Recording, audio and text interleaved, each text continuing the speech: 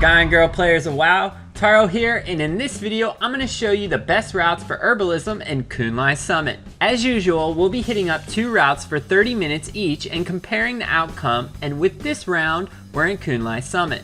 Before you get going, make sure you have enough bag space, you're repaired and buffed. You'll need to have at least 575 in herbalism to get started here, since the main herb is Snow Lily. Of course, if you have a buff to herbalism, this can be lower. If you don't have herbalism and would like to get it, check tarowildguides.com for an easy leveling guide and video. If you haven't seen my video with routes for the Jade Forest or Valley of the Four Winds, you should check those out for more tips on how to increase your gold per hour with herbing. They're linked near the end of the video and will probably answer any questions you have, plus give you more zones to gather herbs in. The first round is mostly covering the mid and slightly north section with all the mountain peaks. A huge change of scenery from Valley or the Jade Forest, and that's very welcomed. I highly suggest anytime you get bored with gathering to try and change zones to see if that helps. I know it helps me tremendously. We're using a very short route here for the speed of herbing, which is why you might see me entering a few caves. I do this as a time delay of sorts and a quick way to pad the node count a bit. Because of my gathering speed, this is doable. If you don't have Forager's Gloves and aren't a Tauren, you may want to skip caves unless you plan to pop a potion of luck and farm mobs at the same time. Speed is everything, so classes with a sprint type of ability also help greatly. I completely ignore mobs and I just run in and out of a cave. It still hurts farming time though and should be avoided in most cases. I was getting a bit of competition that I wanted to avoid, and going in caves can help with that to a certain extent. After 30 minutes we pick 324 Snow Lily and 4 Golden Lotus. Not too great of numbers, but expected during the peak time I was farming. Okay, with my first route done, we can move on to test out the second. This one is nice whether you have competition or not. It also allows for a mix of herbs instead of 100% Snow Lily. Both routes pass close by the Fire Camp Ordo. This is very important to remember because if you don't have your Forager's Gloves, which can drop from Corda Taurus, you'll want to be hitting up this area to see if he's there.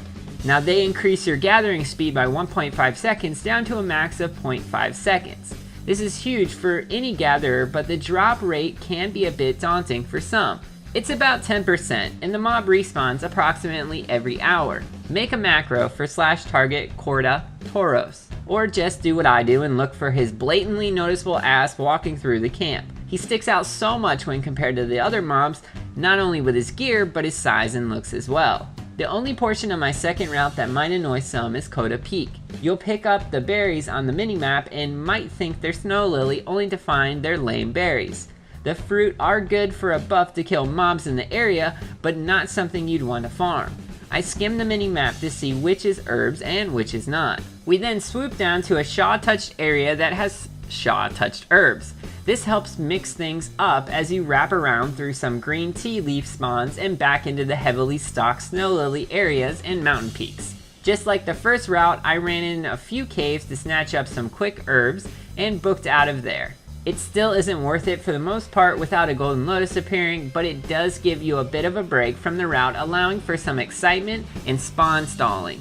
Alright, we've wrapped up 30 minutes on our second route, and the results are worse than the first for overall amount, which came in at 279 herbs and only 2 Golden Lotus. That's still in line with my average runs, but definitely on the low side. I attribute that to the higher competition we ran into on both routes and the time that we wasted inside caves. Nonetheless, all herbs will go up in full stacks and singles for Golden Lotus with a timer of 12 hours. The main add-on I use for listing gathering items is Auctionator, and you can always check out a tutorial on that and many other add-ons on my website, tarowildguides.com.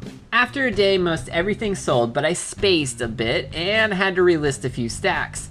Adding both routes together totaled 603 mixed herbs and 6 Golden Lotus, which amounted to 1,501 gold for an hour of farming. Weaker numbers than I'm used to seeing, but still decent nonetheless. Kun-Lai Summit is still a great zone to farm in for multiple reasons. Well, that's it, and I'll see you next time when we head over to Town Long Steps where things get very interesting.